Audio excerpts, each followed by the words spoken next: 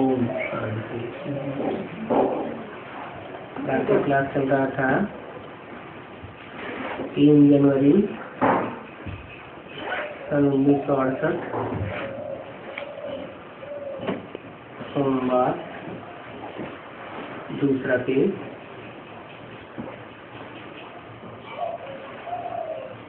बात चल रही थी का वर्षा तुम बच्चों को कल्प कल्प मिलता चला आया है और स्वर्ग की स्थापना तो कल्प कल्प होती ही है ना, परंतु ये किसी को पता नहीं है कि 5-4 वर्ष बाद चक्र रिपीट करता है। मनुष्य तो बिल्कुल ही घोर अंधेरे में। अभी तुम तो घोर सोचने में आ गए हो, जानते हो कि स्वर्ग की स्थापना तो बाप ही करेंगे और कोई मनुष्य मात्र गुरु तो स्वर्ग की स्थापना कर ही नहीं सकते। ये तो गायन भी है कि भंबोर को आग लगी तो भी अज्ञान नींद में सोए रहे। अभी ये फिर रिपीट होना है। भक्ति को अज्ञान मार्ग कहा जाता है और ये है ज्ञान। वेद का बाप ही ज्ञान का सागर है और जो भी बाप है वो सब हद के हैं। जो हद के बाप होते हैं उनमें हद की नॉलेज है, बेहद के बाप में बेहद की नॉलेज है।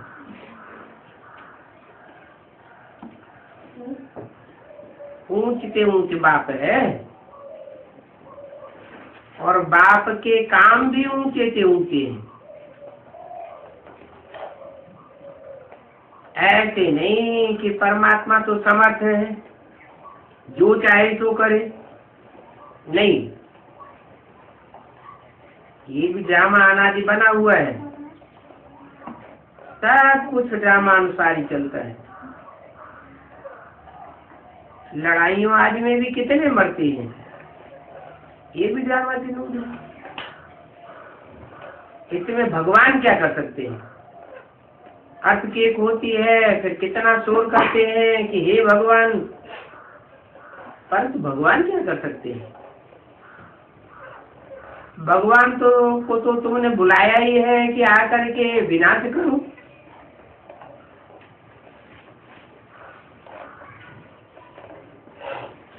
असुरों का संहार करो। पतित दुनिया में ही बुलाया है ना। पतित दुनिया में तो सब पतित हैं। पावन दुनिया की स्थापना करके और सभी का विनाश करो। परंतु मैं विनाश नहीं करता हूँ। ये तो ड्रामा में नूंद है, खूनी नाह खेल हो जाता है।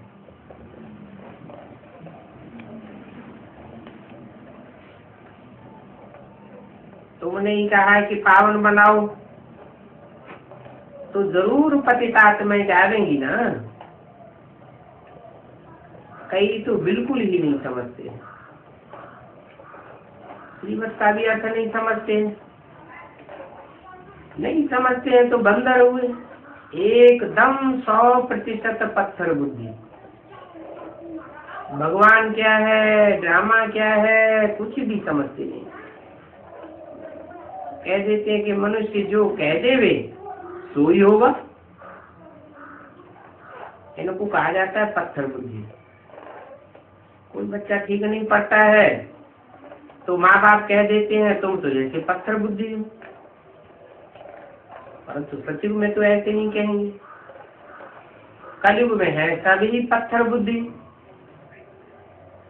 पारस बुद्धि तो यहाँ पर कोई भी हो नहीं सकता। आजकल तो देखो मनुष्य है, मनुष्य की कितनी ग्लानि करते रहते हैं और क्या क्या काम करते रहते हैं। एक हार्ट निकाल करके दूसरा डाल देते हैं। अच्छा, इतनी मेहनत करके फिर क्या किया, इससे क्या फायदा होगा? बहुत रिद्धि सिद्धि सीख करके आते हैं, फायदा कुछ भी नहीं। भगवान को तो याद ही इसलिए करते हैं कि हमको आकर के पावन बनाओ, तो जरूर आते होंगे, पावन दुनिया का मालिक बनाते होंगे। हम पतित दुनिया में रहकर दुखी हो गए हैं तो बुलाते हैं। सतयुग में तो कोई बीमारी दुख आदि की बात होती नहीं है। अभी बाप द्वारा ही तुम कितना ऊंच पद पाते हो।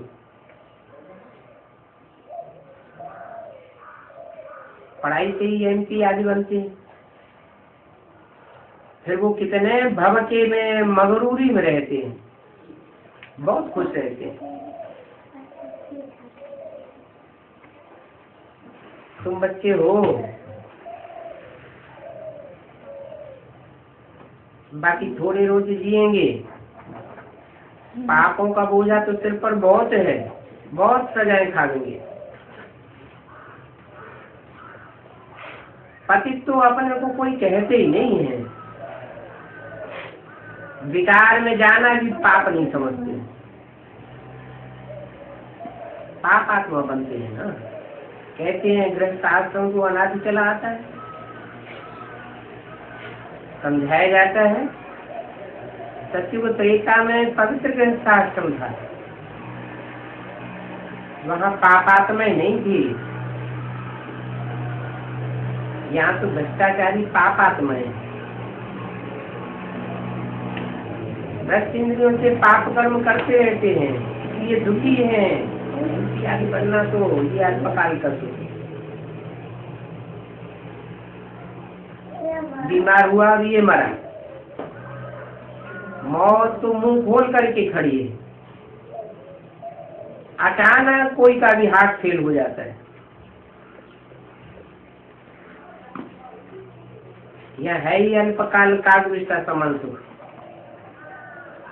वहां तो तुमको अथाह सुख होंगे, तुम सारे विश्व के मालिक बनते हो, कोई प्रकार का दुख नहीं होगा। न गर्म हवाएं होंगी न ठंडी हवाएं होंगी, सदा बहार मौसम होगा। 5 तत्व भी कंट्रोल में रहते हैं। तो देखो रात दिन का फर्क है। स्वर्ग के लिए ही बुलाते हैं, आकर के पावन दुनिया स्थापन करो, हमको पावन बनाओ। बाबा मुरली में डायरेक्शन देते हैं, कहते हैं ये तो हर एक चित्र पर लिख दो, तो बार बार शिव बाबा याद आवेंगे। ज्ञान भी देते रहेंगे, म्यूजियम अथवा प्रदर्शनी के सर्विस में ज्ञान और योग दोनों इकट्ठे चलते हैं।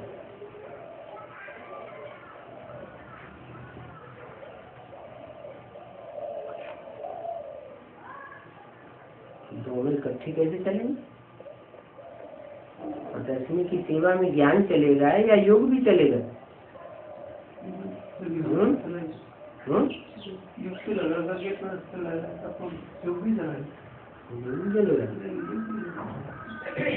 जड़ चित्रों की प्रदर्शनी में योग नहीं चलेगा।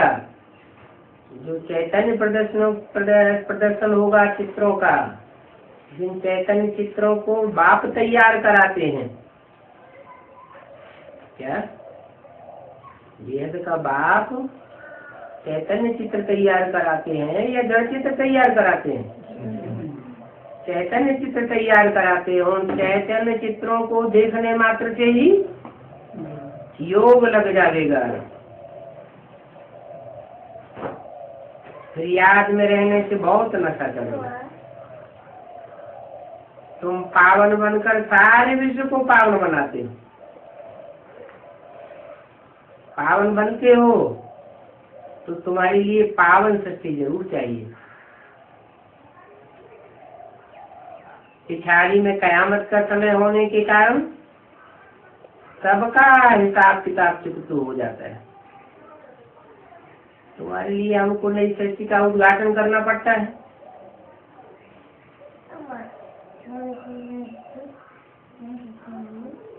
फिर नए नए म्यूजियम खोलते रहते हैं पवित्र बनाने के लिए। नई दुनिया सत्युग का फाउंडेशन तो कोई डाल ही नहीं सकता सिवाय बाप के।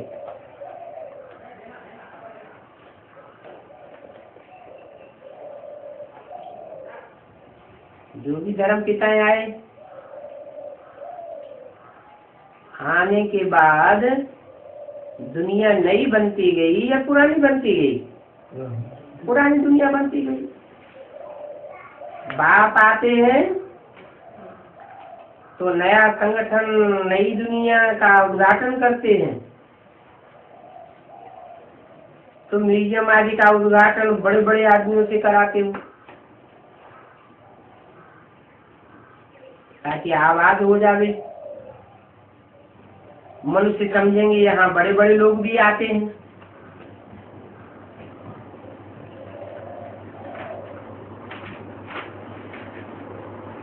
कोई कहते हैं तुम लिख करके दो तो हम बोलेंगे, वो भी राम हो गया।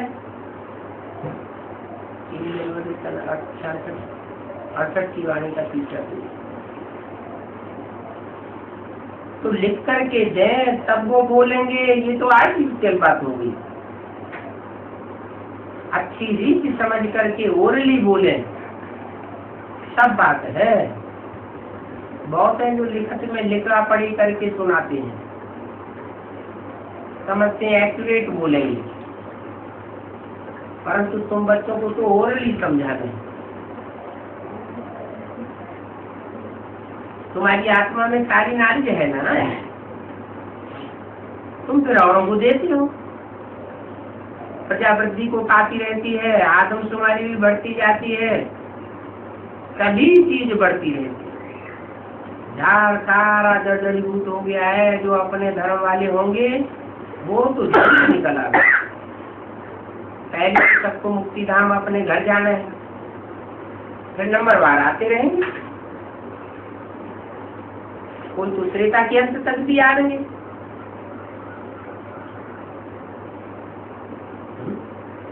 त्रेता के अंत तक आ रहे,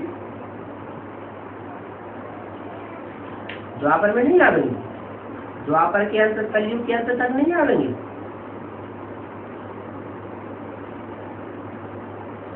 नंबरवार आते रहेंगे। मानो बाप के बच्चे बनेंगे पढ़ाई पढ़ने वाले, वो तो नंबरवार आ गए। भले ब्राह्मण बनते हैं, परंतु ब्राह्मण कोई सभी सतयुग में नहीं आते हैं।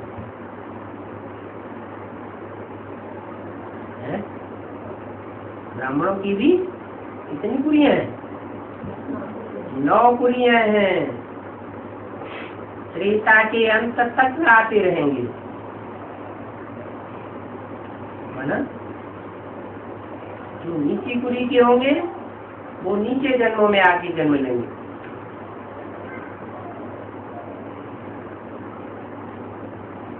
सूर्यवंशी चंद्रवंशी जब खलास हो जाएंगे फिर तो गिरने का युग है, गिरते रहेंगे। ये सब समझने की बातें हैं। बाबा जानते हैं ये राजधानी स्थापन होती है तभी तो एक रत्न नहीं समझ सकते। राजाई में तो सब वैरायटी चाहिए ना। राजधानी को अंदर कहा जाता है और प्रजा को बाहर कहा जाता है। क्यों?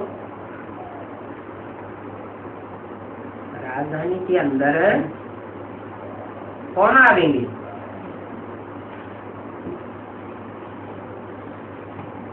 प्रजापति वाले बाहर, राजधानी वाले अंदर। नंबरवार उच्च पद पाने वाले होंगे। राजाई की धारणा शक्ति धारण की है ना। अंदर वाले जो होते हैं वो राजाई की डिनाइस्टी में रहते हैं। बाबा ने समझाया था वहां वजीर आदि की दरकार नहीं है। क्यों? वजीर आदि की दरकार राजाओं को तब होती है जब राजाएं भिखारी होते हैं, बुद्धि भिखारी बन जाती है। वहां तो है ही पावन बुद्धि। उनको श्रीमत मिली है जिससे ये बने हैं। फिर जो श्रीमत से श्रेष्ठ बने हैं वो थोड़ी कोई सिराय लेंगे। वजीर, पर्सनल असिस्टेंट आदि कुछ भी वहां नहीं होते। फिर जब पतित होते हैं तो पहले पहले एक वजीर, एक राजा, एक रानी होती है।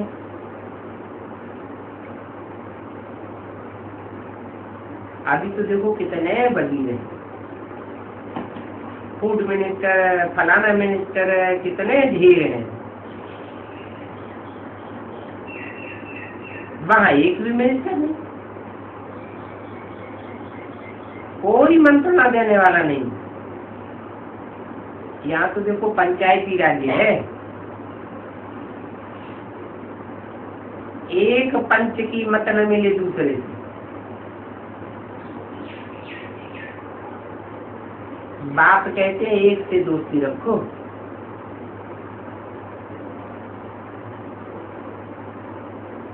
पंचायत में एक से दोस्ती रखो, उसको समझाओ, वो काम करेंगे। दूसरा उनको ख्याल में नहीं आया तो और ही काम को बिगाड़ देंगे।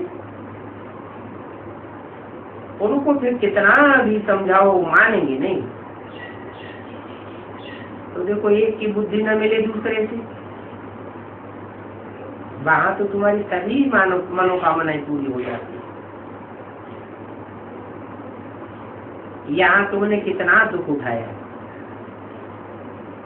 इसका नाम ही है दुखधाम। दुखधाम में सब दुखी हैं। दुखधाम में भक्ति मार्ग, भक्ति मार्ग में कितने धक्के खाते रहते हैं, वो है ही गिरने का मार्ग। क्यों? भक्ति मार्ग गिरने का मार्ग क्यों है? एक रास्ता बताएगा, दूसरा दूसरा रास्ता बता देगा, तीसरा आएगा तीसरा रास्ता बता देगा, चौथा गुरु आएगा चौथा रास्ता बता देगा। तो कोई पक्का ठिकाना तो मिलता ही नहीं, इसलिए गिरते ही रहते हैं। परंतु ये भी ड्रामा है, ड्रामा में सब लोग हैं। जब दुखी हो जाते हैं तब फिर बाप आकर के सुख का रास्ता बताते हैं, सुख का वर्षा देते हैं। बाप ने तुम्हारी बुद्धि कितनी खोल दी है,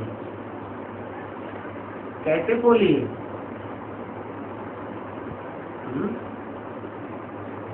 रावण ने तुम्हारी बुद्धि का ताला बंद कर दिया,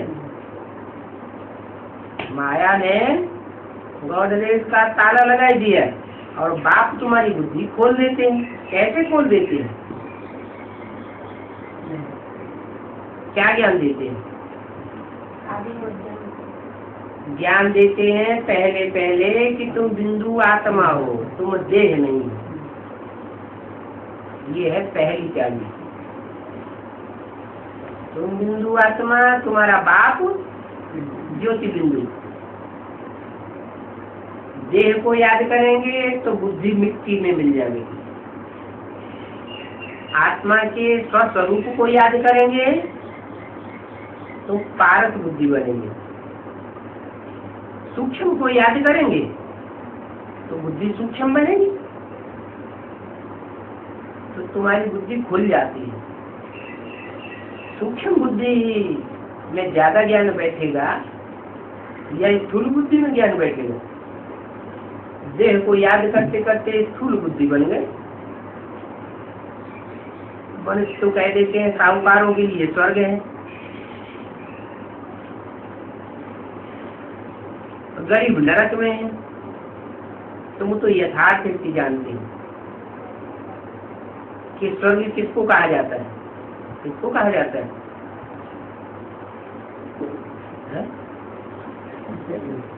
हाँ, आत्मिक स्थिति में रहे तो स्वर्ग है,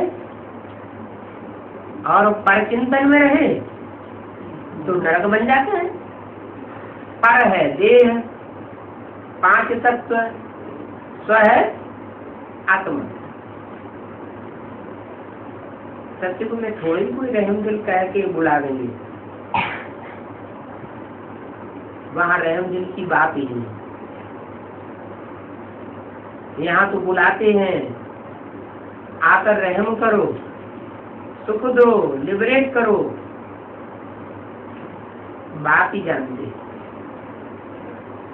शांति धाम सुख धाम ले जाते, अज्ञान काल में तुम कुछ भी नहीं जानते। जो नंबर 1 तमो प्रधान, सोई फिर नंबर 1 सतो प्रधान बनते हैं।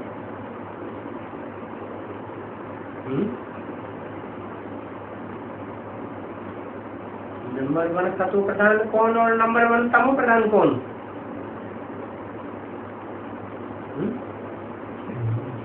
जो बाप को नंबर 1 सतो प्रधान कहेंगे, जो बाप तो कोई नंबर में ही नहीं आते। नंबर में आवे तो 5000 वर्ष के चक्कर में भी आए। तो नंबर 1 सतो प्रधान कौन बनता है?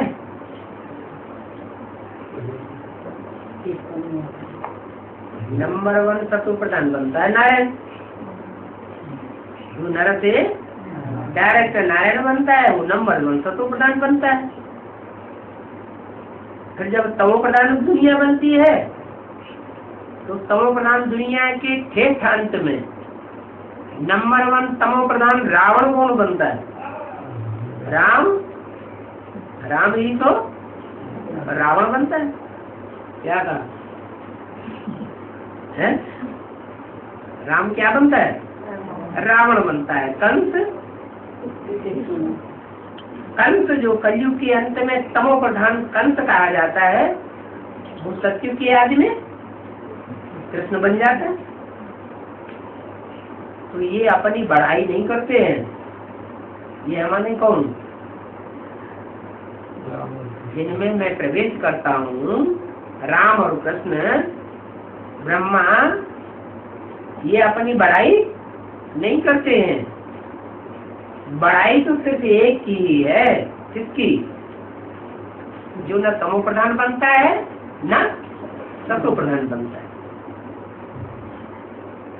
लक्ष्मी नारायण को भी ऐसा सतो प्रधान बनाने वाला तो वो है ना। कौन? ये किसने बोला? लक्ष्मी नारायण को ऐसा सतो प्रधान बनाने वाला तो वह है ना। ये किसने बोला? शिव बाप ने बोला। लक्ष्मी नारायण को सतो प्रधान बनाने वाला वह है। वह कौन है सतो प्रधान बनाने वाला? शिव बाप बोलेंगे ऐसे? लक्ष्मी नारायण को तो सतो प्रधान बनाने वाला तो वह है। तो कौन बोल रहा है? ब्रह्मा ने बोला कि लक्ष्मी नारायण को भी सतो प्रधान बनाने वाला वह है। जो आने वाला पार्ट है जिसमें परमात्मा शिव प्रवेश करके बाप के रूप में पार्ट बजाएंगे, वो है। ऊंच से ऊंच भगवान बनाते हैं। ऊंच से ऊंच भगवान क्या बनाते हैं? ऊंच से ऊंच नारायण बनाते हैं। बाबा जानते हैं सब तो ऊंचे नहीं बनेंगे। पढ़ाई तो ऊंच से ऊंच बनने की पढ़ाते हैं, लेकिन सब ऊंचे बनेंगे नहीं। फिर भी ऊंचे बनने के लिए पुरुषार्थ तो करना पड़ेगा। ये तुम ही जानते हो कि नर से नारायण कैसे बनते हैं। कहते हैं बाबा हम तो स्वर्ग की बात ही लेंगे, हम सत्यनारायण की सच्ची कथा सुनने आए हैं। बाप कहते हैं अच्छा तेरे मुख में गुलाब, परंतु इसके लिए मेहनत करो। सब तो लक्ष्मी नारायण नहीं बनेंगे। ये राजधानी स्थापन हो रही है। जो जैसी मेहनत करेंगे राजधानी में वैसा पद मिलेगा। क्या नंबर 1 तभी बनेगा।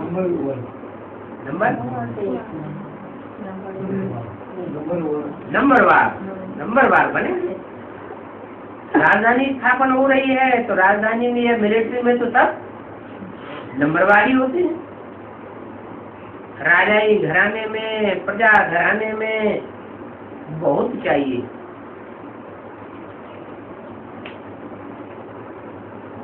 कोई तो आश्चर्य में तो सुनंती, कथंती, फारकती, देवंती, फिर चांडाल का जन्म बदलती। फिर भी जो छोड़ के चले जाते हैं आ जाते हैं। चांडाल पति की शूटिंग करने के बावजूद भी फिर आ जाते हैं। अपनी कुछ न कुछ उन्नति कर लेते हैं तो चढ़ पड़ेंगे। परंतु सरेंडर तो गरीब ही होते हैं। साहूकार तो सरेंडर हो न सके। देह सहित और कोई की भी याद ना आए, बड़ी मंजिल है। अगर संबंध जुटा हुआ होगा तो वो संबंध याद जरूर पड़ेगा।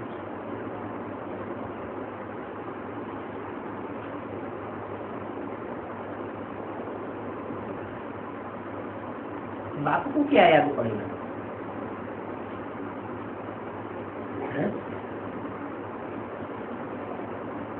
बाप को क्या याद पड़ेगा? बाप की बुद्धि का कोई से संबंध जुट जाता है क्या? है? है? हाँ, बाप को अपना शरीर ही नहीं है। जिनको स्वार्थ होता है उनको रथ जरूर होता है। रथ है तो स्वार्थ होता है। बाप को अपना रथ है ही नहीं तो याद क्या पड़ेगा?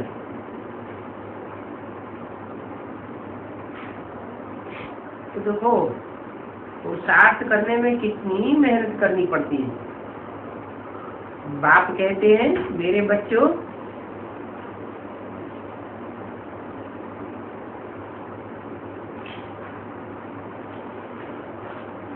उत्तम, मध्यम और कंस तो होते हैं ना। मेरे बच्चों में भी कोई उत्तम है, कोई मध्यम है और कोई कनिष्ठ है। दूसरे कोई आते हैं तो भी समझते हैं ये पति दुनिया की है। फिर भी यज्ञ की सर्विस करते हैं तो उनको आदर देना पड़ता है। बाप युग की बात तो है ना। नहीं तो ये है tower of balance. Holiest of Holi tower है। होलीएस्ट ऑफ होली बाप सारे विश्व को होली बनाते हैं। बाप कहते हैं मुझे ड्रामानुसार आना ही पड़ता है। तुम बच्चों को होली बनाने के लिए कोई का दोष नहीं है। पतित बने हैं ड्रामा प्ले अनुसार। अभी मैं आया हुआ हूँ पावन बनाने, तो आप पावन बनो ना। स्वर्ग का मालिक बन जाएंगे। इस खेल में मेरा भी पार्ट है। क्या जो 5-4 वर्ष का खेल है, इस खेल में आखिरी मेरा भी पार्ट है। सुखधाम शांति धाम ले जाने का पार्ट है। पार्ट बजाया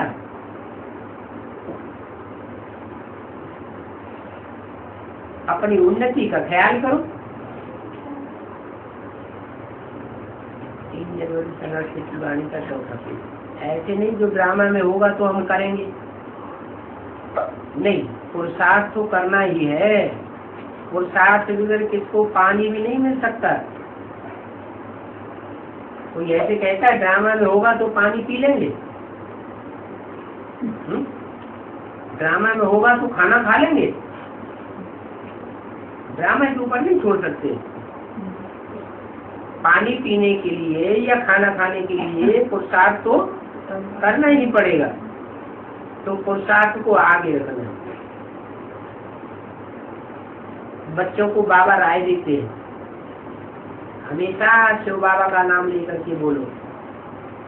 बहुत है तो चक्कर लगा करके चले जाते,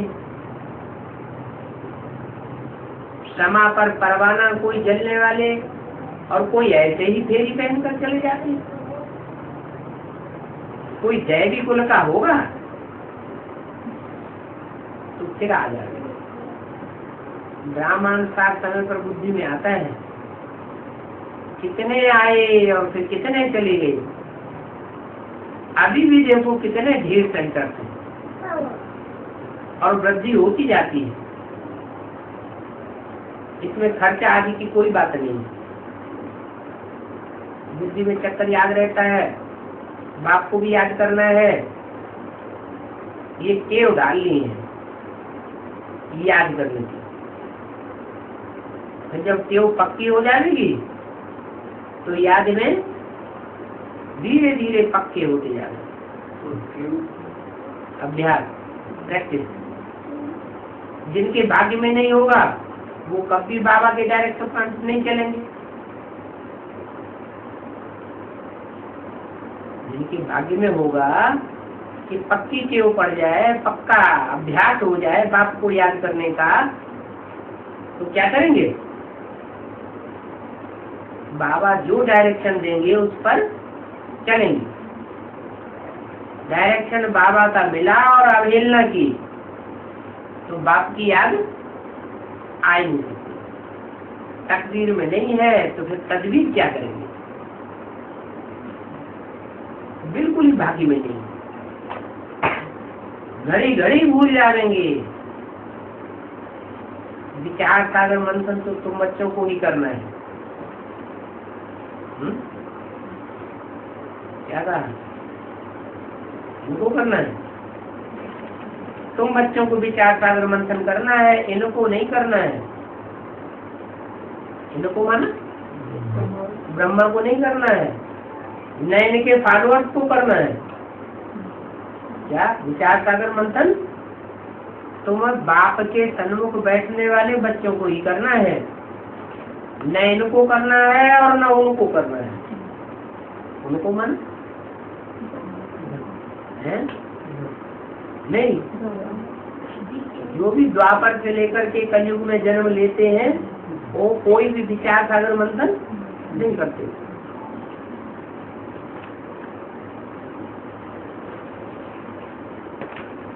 विचार सागर मंथन करेंगे तो अच्छे अच्छे पॉइंट निकलेंगे,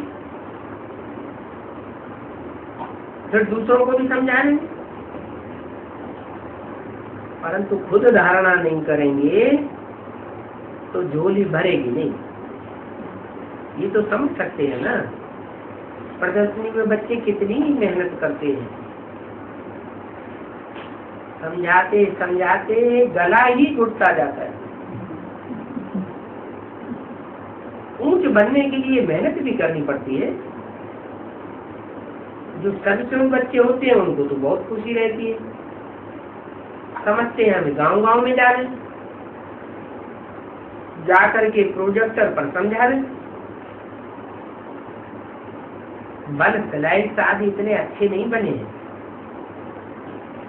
योग का जौहर नहीं है तो काम भी अच्छा नहीं होता है। नहीं तो प्रोजेक्टर के चित्र बहुत ही फर्स्ट क्लास होना चाहिए। बात को समझाते रहते हैं, पुरुषार्थ कराते रहते हैं, खबरदारी बहुत रखनी पड़ती है। दुनिया बड़ी गंदी है।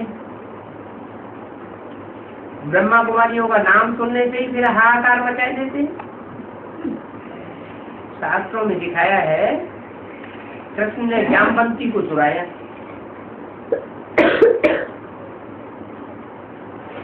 यह किया, परंतु ये सतयुग की कृष्ण की बात है क्या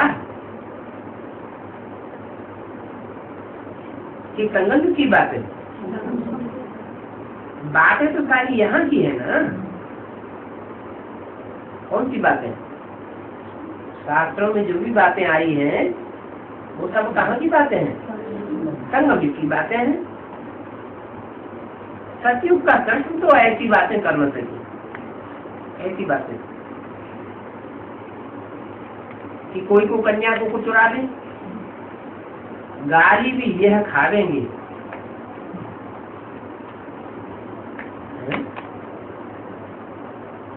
खावेंगे मैंने अभी नहीं खाते थे, 68 की बात है ना, तब नहीं खाते थे। उस समय कहा जामवंती को चुराने की बात? चुराने की बात कहाँ है? एडवांस में है या यह है? शिव को तो गाली दे न सके कोई, क्यों? गाली किसको लगती है? ग्लानी किसकी होती है? देहधारी की ग्लानी होती है, देहधारी को गाली लगती है, देहधारी की महिमा होती है।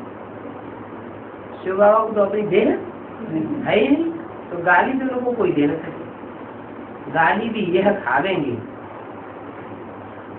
गाली देहधारी को मिलती है। इधर तो सत्युग का प्रिंस था, वो कोई देहधारी नहीं कहेंगे। उनकी बुद्धि देह में धरी रहती है क्या? इनकी सत्युग की कृष्ण की बुद्धि देह में धरी हुई नहीं रहती है, आत्मिक स्थिति वाला होता है। ये भी किसी को पता नहीं है क्या कि सत्युग में कृष्ण होता है और उसकी बुद्धि देह में धरी हुई नहीं होती है। तमो प्रधान दुनिया है। जो विश्व का मालिक सतो प्रधान था वो ये भी तमो प्रधान बना है। फिर सतो प्रधान बनना है,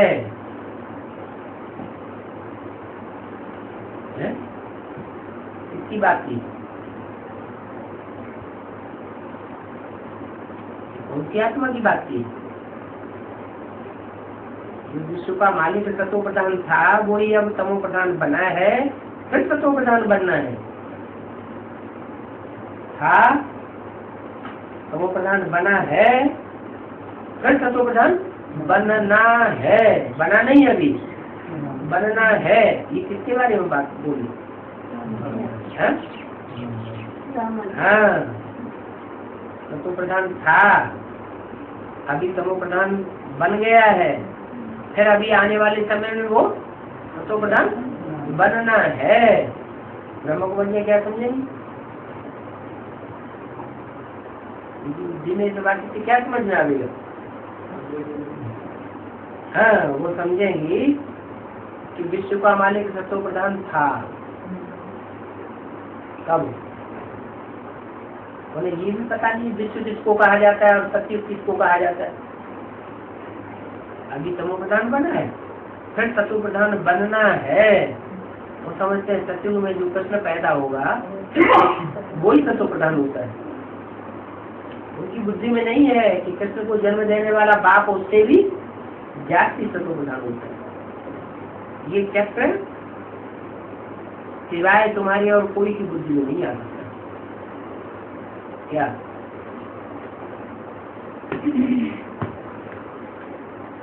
कौन विश्व का मालिक सतो प्रधान बनता है, फिर कैसे तमो प्रधान बनता है?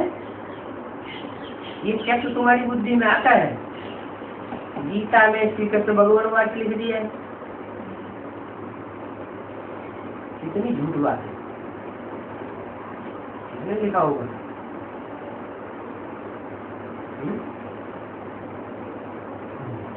गीता में श्री कृष्ण भगवान वाक्य लिख दिया है, ये किसने लिखा होगा?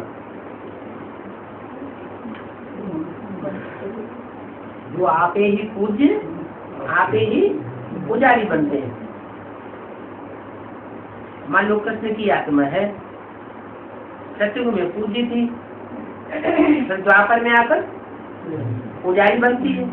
तो जब पुजारी बने तो झूठी बात लिख दी। अपने अपने शास्त्रों में अपनी अपनी कथा कहानी लिख देते हैं। सर्वोत्तम है गीता, उनका भगवान पुनर्जन्म रहित,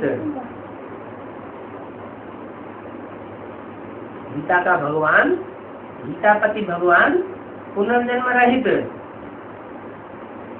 उनके बदली नाम फिर कृष्ण का डाल दिया। कहाँ की यादगार? पुनर्जन्म रहित होना कहाँ की यादगार है?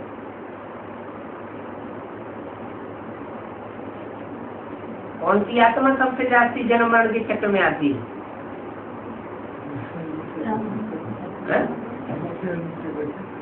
निश्चय अनिश्चय के चक्र में कौन सी आत्मा सबसे जाती आती है? निश्चय माना जीना, अनिश्चय माना मरना।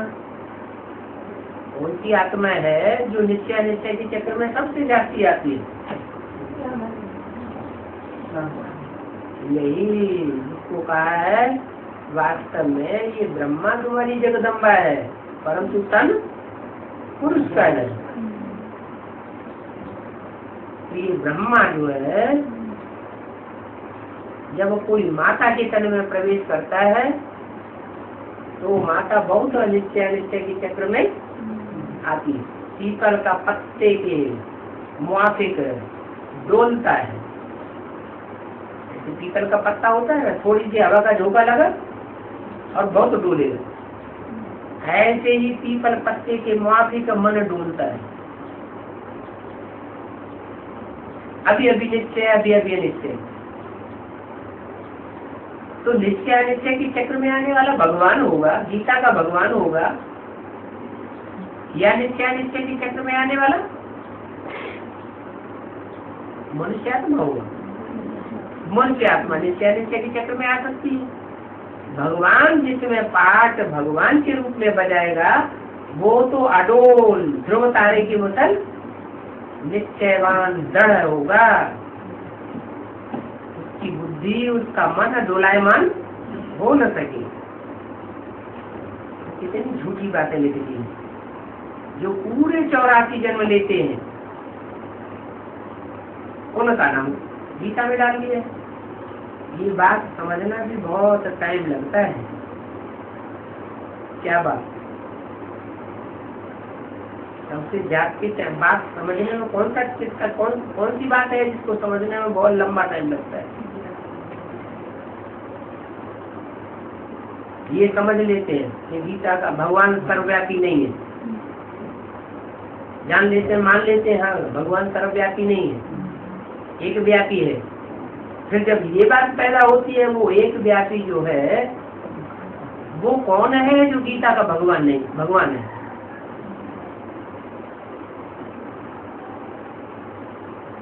अभी पूछा जाए एक व्यापी है या नहीं है, तो उन्हें तो यही पता नहीं है कि एक व्यापी क्या होता है।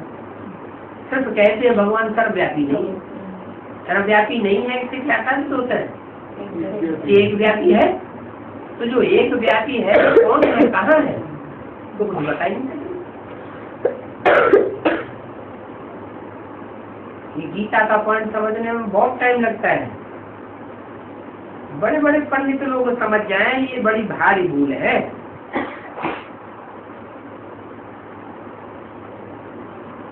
तो आगे चल करके समझेंगे क्या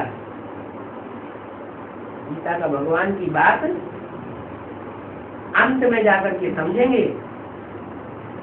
अगर अभी समझ जावे तो इनकी राजा ही चली जाएगी। राजा इन सन्यासियों आदि को माथा टेकते हैं।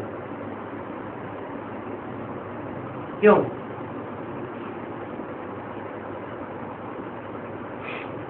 राजाएं माथा क्यों टेकते हैं सन्यासियों को?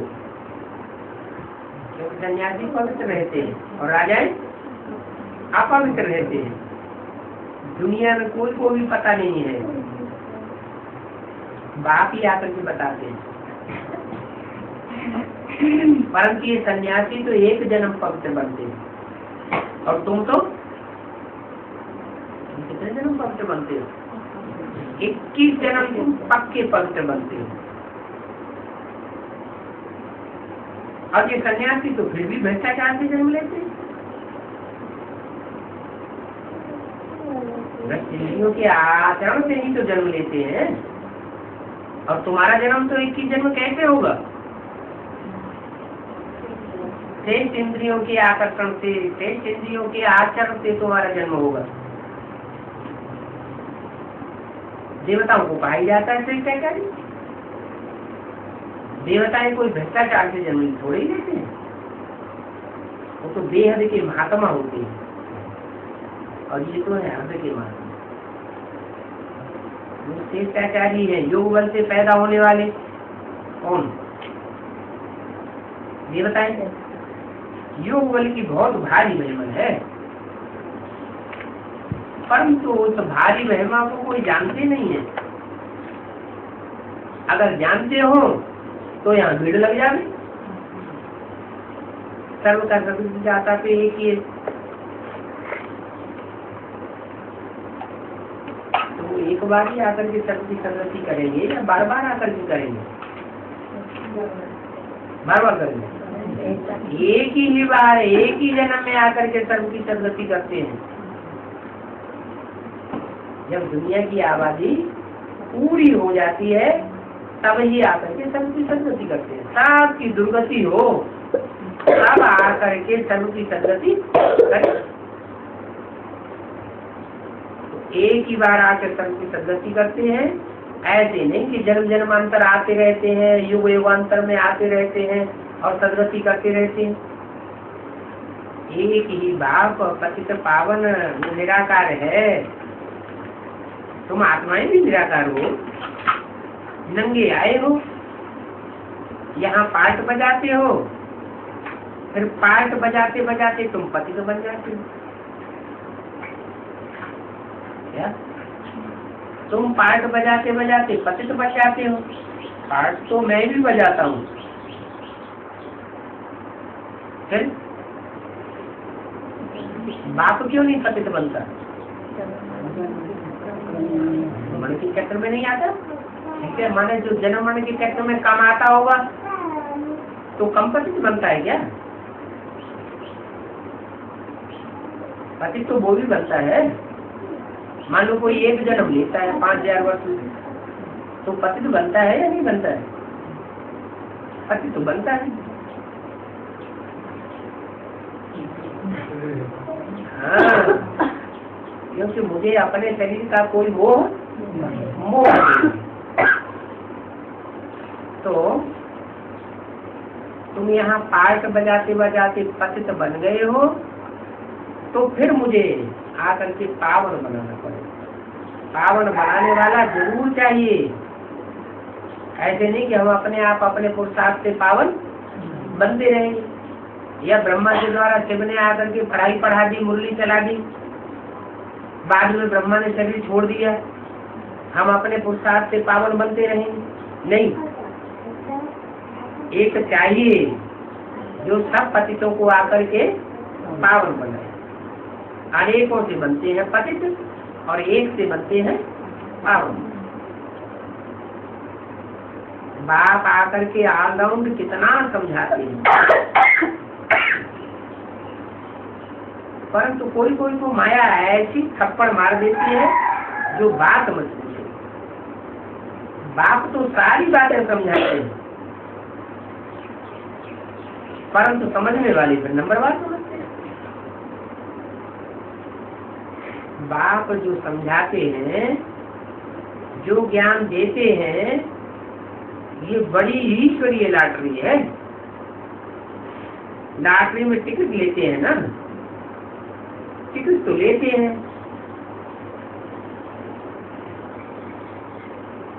पावन बनने की, तो सब ले लेते हैं पावन बनने की, फिर दौड़ी पहन नहीं सकते हैं तो फिर गिर पड़ते हैं। ये भी घुड़दौड़ है क्या? ये मनरूपी घोड़ा है। आत्मा इस रस से पार्ट बजाती है।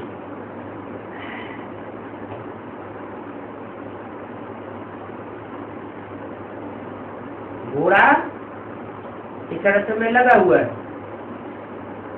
फिर रथ को छोड़ करके भागती है। ये मन बुद्धि रूपी आत्मा इस रथ को छोड़कर भागती है। जो याद की यात्रा में अच्छे होंगे वो अच्छी रीति दौड़े। बच्चों को समझाया गया है कि मनसा में भल कितने भी तूफान आए और बहुत तूफान आवेंगे, परंतु कर्मणा से कोई पाप कर्म न हो जाए। वैसे लोग कहते हैं कि बीमारी सारी बाहर निकलेगी। वैसे लोग दवाई देते हैं तो कहते हैं तुम्हारी सारी अंदर की बीमारी बाहर निकलेगी। बाप भी कहते हैं तूफान बहुत आवेंगे, खबरदार रहना है। आज अभी टाइम पड़ा हुआ है, फिर मैं बता दूंगा क्या, आगे जब टाइम आवेगा तो मैं बता दूंगा। अभी थोड़ा टाइम है, फिर देख लेना कैसे पुरुषार्थ करते। अभी तो पुरुषार्थ करने वाले बहुत हैं जिनको निश्चय भी नहीं है। जो याद में रहते हैं वो बहुतों का कल्याण करते हैं। योग ही नहीं है तो पद क्या पाएंगे, मदद क्या करेंगे। इसमें बड़ी विशाल बुद्धि चाहिए। अच्छा, मीठे मीठे सिकील दे बच्चों को।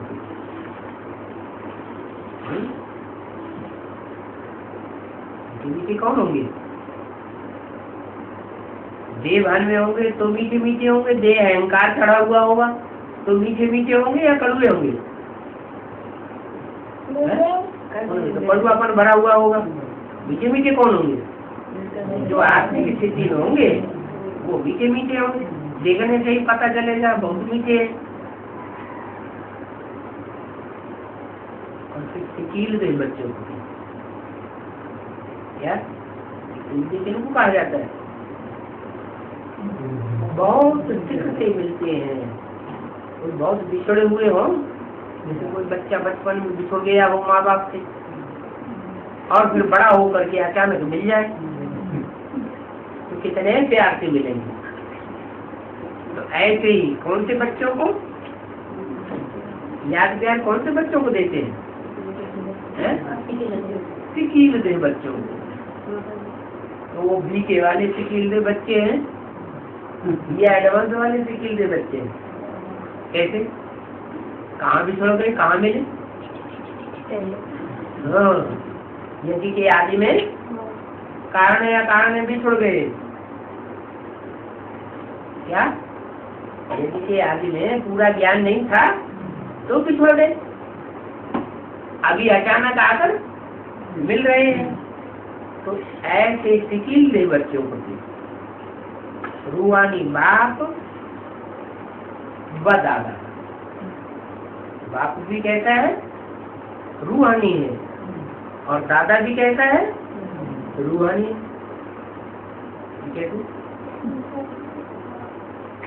है। रूहानी बाप कौन है और रूहानी दादा कौन है?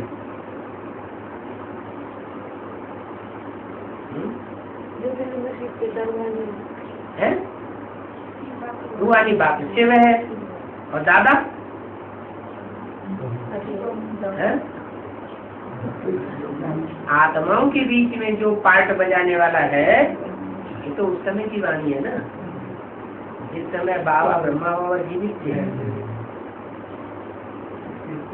तो सिकील दे बच्चों पर से रूहानी बाप व दादा का याद प्यार गुड मॉर्निंग। रूहानी बाप की रूहानी बच्चों को